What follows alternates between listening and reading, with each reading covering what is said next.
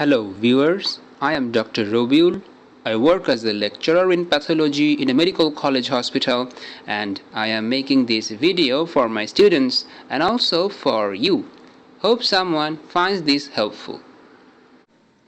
Today's topic is free radical injury. This video will contain the definition of free radical, examples of free radicals, how they are generated and removed, and how they cause cell injury. Okay, so a lot of topics, so let's begin. First question, what do we mean by free radicals? How can we define them? So as written in your textbook, free radicals can be defined as chemical species that contain single unpaired electron in an outer orbit. Okay, I hope you're still with me. You didn't run away just like my students do when I try to teach them definitions of pathology. I even have to show them teddy bear to keep them calm. So look, I'm also showing you a teddy. So look at the teddy, don't run away because I will explain this definition line by line now. So to explain the definition, you can see that I am showing you a simple diagrammatic image of a free radical. Now on the center of this image you can see the nucleus, and then it has some orbit, and electrons are seen in those different orbits. Now how many orbits will we have in a free radical? That will vary depending on the structure of the free radical. Now look at the outer orbit. What can we see here?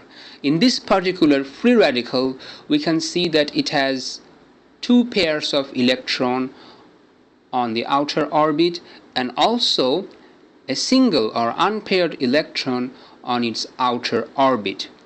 So this molecule is therefore by definition a free radical. So the point I'm trying to make here is we will call a chemical species free radical when it will have unpaired electron on its outer orbit, and that doesn't mean that all the electrons in its outer orbit will be unpaired. For example, in this image you can see on the outer orbit we have two pairs of electron, but we are defining this thing as a free radical because as you can see there is also a single unpaired electron on the outer orbit, and for that single unpaired electron, for that unpaired electron's presence in the outer orbit, we will define this molecule as free radical. Now always remember, the presence of unpaired electron makes these molecules very unstable and highly reactive, and these free radicals can therefore attack molecules adjacent to them, and they can also modify those adjacent molecules. Sometimes there is also a term you'll see in your textbook, that is autocatalytic reaction, and in those cases the molecules that are reacting with the free radicals, those molecules themselves also become free radicals, and that causes further damage by propagation of cell injury. So that is known as autocatalytic reaction, and we can also see that during free radical injuries. And one important thing you have to remember, that the most common examples of free radicals will include reactive oxygen species or ROS, which are responsible for cell injury, and ROS or reactive oxygen species can cause cell injury during chemical exposure, radiation exposure, ischemia reperfusion injury, and during cellular aging. Now I also have two separate videos on reperfusion injury and cellular aging, so you can also look into those videos after watching this video for more information. However, you also have to remember that free radicals do have some beneficial roles as well. For example, in the phagocytes during microbial killing, there is a role of free radicals, as we will see. So now that we have defined free radicals and mentioned some facts about them, now we will move on and talk about the examples of free radicals. Now I have already mentioned the most common example, and that was reactive oxygen species. Now, among the reactive oxygen species, we will have superoxide anion, hydrogen peroxide, and hydroxyl radical. Other examples of free radicals will include nitric oxide, peroxynitride anion, nitrogen dioxide, etc. So now you may be asking, Dr. Rabiul, how are these free radicals generated? And always remember, free radicals are generated in a variety of mechanisms. They can be generated during the reduction-oxidation reactions that occur during normal metabolic process. They can also be generated during absorption of radiant energy and during inflammation, and also during enzymatic metabolism of certain exogenous chemical and drugs. And as we will see, some transition metals, for example iron and copper, are also responsible for generation of free radicals. So let's talk about these different mechanisms one by one. So the first mechanism was during reduction-oxidation reactions that occur during normal metabolic process. Now, you may be asking, Dr. Rabiul, what is oxidation and what is reduction? So, to say in short, always remember, oxidation means loss of electron and reduction is the opposite, that is the gain of electron. So, during normal metabolic process, cells of our body generates ATP, and ATP are generated by oxidative process, and during those oxidative process, oxygen combines with hydrogen atom and also produces water. Now, during this reaction, 4 electrons are donated in 4 steps. That is, 1 electron is donated at each step, and we will have 4 electrons donated in 4 steps. And during these different steps, we will see that there will be production of partially reduced intermediates, and those things will become free radicals.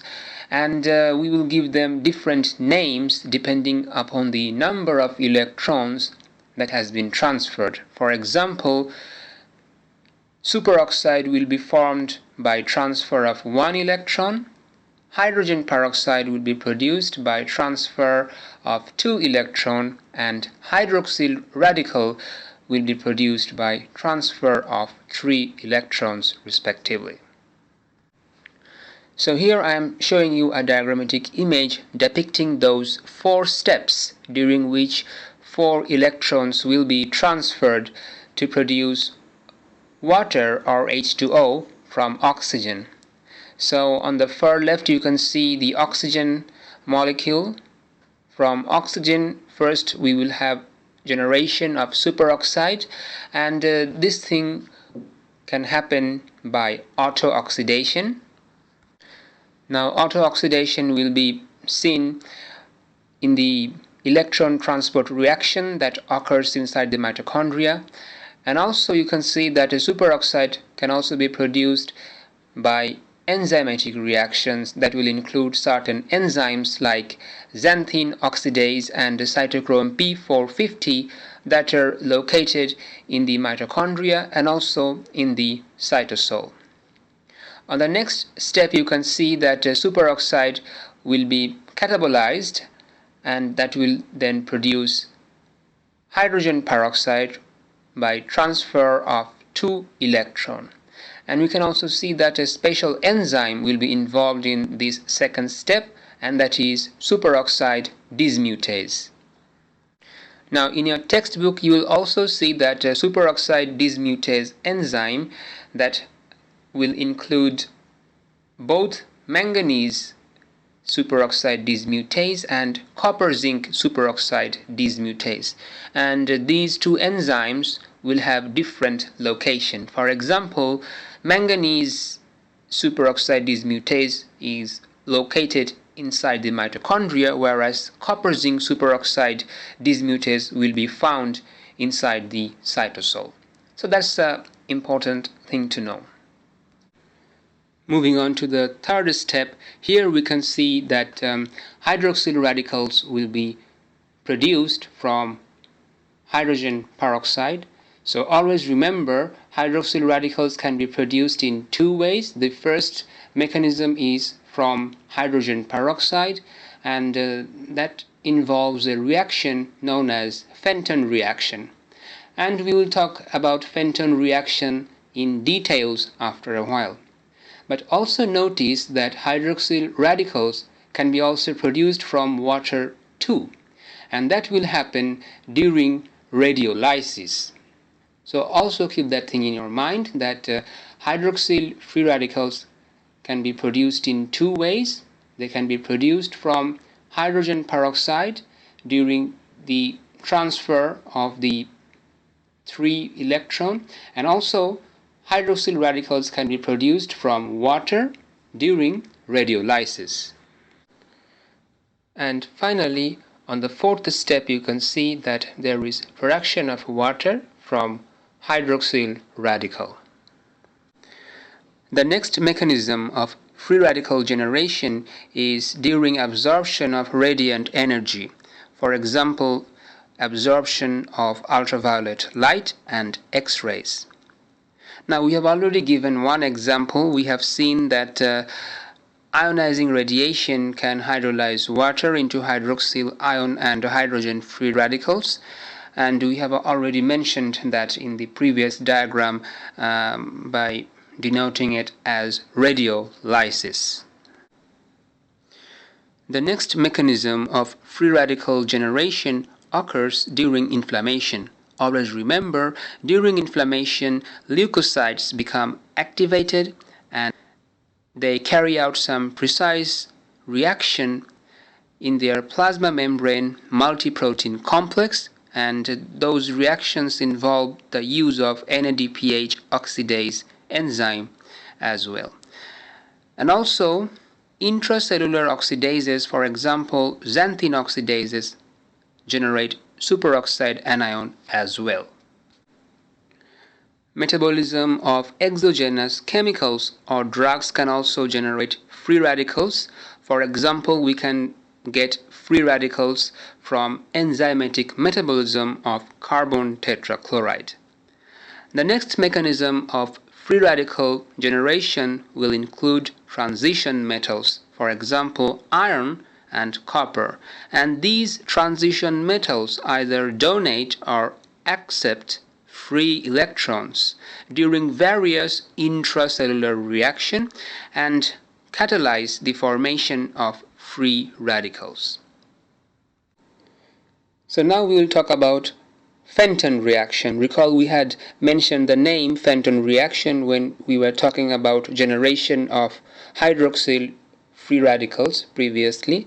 So that thing happens by Fenton reaction, and as you can see, this is Fenton reaction where hydrogen peroxide is reacting with ferrous form of the iron and producing ferric form of iron and hydroxyl free radical. Now also remember, this Fenton reaction is enhanced with the presence of superoxide. The last mechanism of free radical generation will involve generation of free radicals from endothelial cell, macrophages, neurons and other cell types, and they will mainly generate nitric oxide. And sometimes it can act as a free radical, and it can also be converted to an even more reactive free radical that is known as peroxynitride anion. So now that we have talked about the generation of free radicals, now we will move on and talk about the removal of free radicals from our body. Now always remember, since free radicals are unstable, they can decay spontaneously. At the same time, our body has developed a lot of enzymatic as well as non-enzymatic mechanisms to remove free radicals. and they will involve the following mechanism. The first way to remove free radicals will include antioxidants. Vitamin A, vitamin E, and ascorbic acid or vitamin C are important vitamins that have antioxidant property. And you can remember that by remembering ACE, ACE. These are antioxidants. And also remember glutathione that is found in the cytosol, that can also act as antioxidant, and they can either block the free radical formation or make the free radicals inactivate. That is, they can also act as scavengers of free radicals. The next mechanism to minimize free radical formation is by binding the transition metals like iron and copper with certain transport proteins or storage proteins so that they become inactive. Recall that transition metals like iron and copper were responsible for production of free radicals. So whenever those transition metals are bound with certain transport protein or storage protein, for example transferrin, ferritin, ceruloplasmin, etc., they will become inactive, and that will result in less free radical formation. The next mechanism of free radical removal includes free radical scavenging system, and that is mainly made up of a series of enzymes. They will include catalase, superoxide dismutase, glutathione peroxidase, etc. So what is the function of catalase? They are found in peroxisome, and they break down hydrogen peroxide into oxygen and water as seen in this reaction. We have already talked about the role of superoxide dismutase, and we have also mentioned their types, and they included manganese superoxide dismutase and copper zinc superoxide dismutase, and they were found in different locations. Recall that manganese superoxide dismutase was located in mitochondria, while copper zinc superoxide dismutase was located in cytosol. And what was their function? They used to convert superoxide into hydrogen peroxide. Glutathione peroxidase also catalyzes free radical breakdown, and it does that by the following reactions.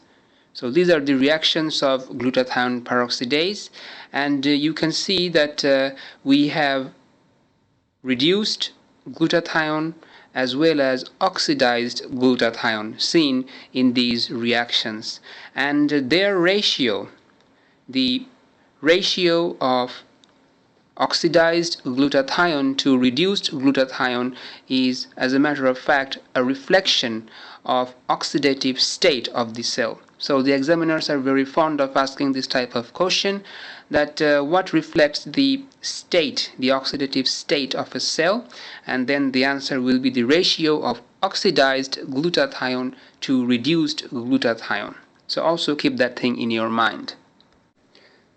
So now that we have talked about how free radicals are produced and how they are removed from our body, now we will talk about a very high-yield topic, and that is, what are the effects of free radicals in our body, or how free radicals cause cell injury in our body.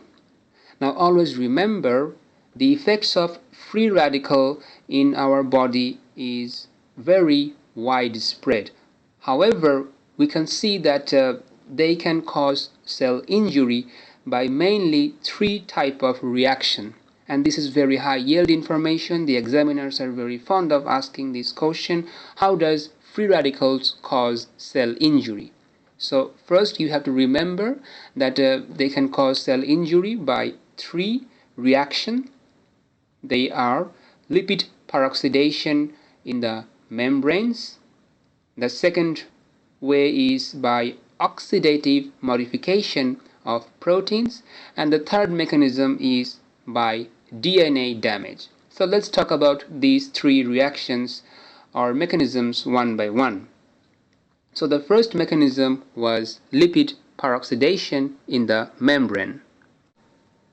Now always remember, cell membrane as well as the membranes of different organelles inside of our cells contain lipid, and inside the lipid we have fatty acid.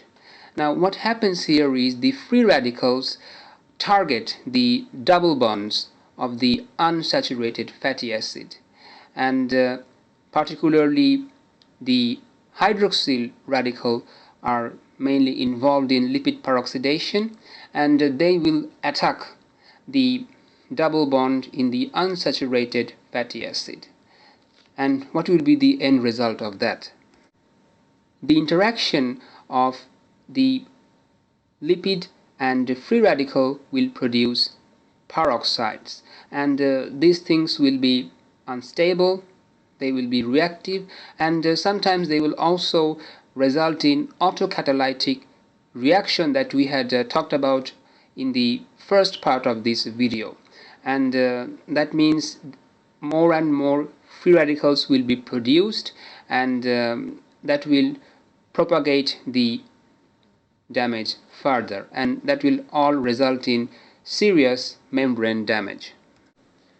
The next mechanism by which free radicals can cause cell injury will include oxidative modification of proteins.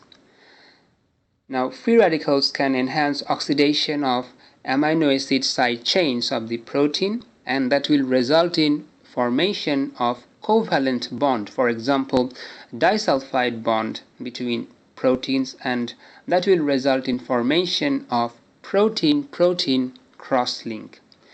At the same time, free radicals will also promote oxidation of protein backbone. Now what will be the outcome of all these oxidative modifications of protein? Recall that enzymes are also protein, so oxidative modification of protein can disrupt the active sites of enzyme, and that will result in reduced or lost functionality of those enzymes. Similarly, some proteins are structural protein, and oxidative modification of those proteins can disrupt the conformation of those proteins. At the same time, you also have to remember that oxidative modification can also enhance proteasomal degradation of misfolded or unfolded proteins. The last mechanism by which free radicals can cause cell injury is by DNA damage. Always remember, free radicals can cause breakdown of the DNA. It can cause single as well as double strand breaks in the DNA, and it can also cross-link DNA strands, and that will result in formation of adducts. And all these DNA damage caused by free radicals can result in cellular aging as well as malignant transformation of the cells. Now I have separate videos on cellular aging and also videos on neoplasm, so you can also look into those videos after watching this video for more information. So this concludes today's discussion about free radical injury. I hope this video was helpful. If you like my videos, do comment, share, subscribe, and let me know. And for my students, I will recommend you to go through your textbooks to know more information. Okay, so that's all for today. Until next time, take care and stay blessed. Thank you.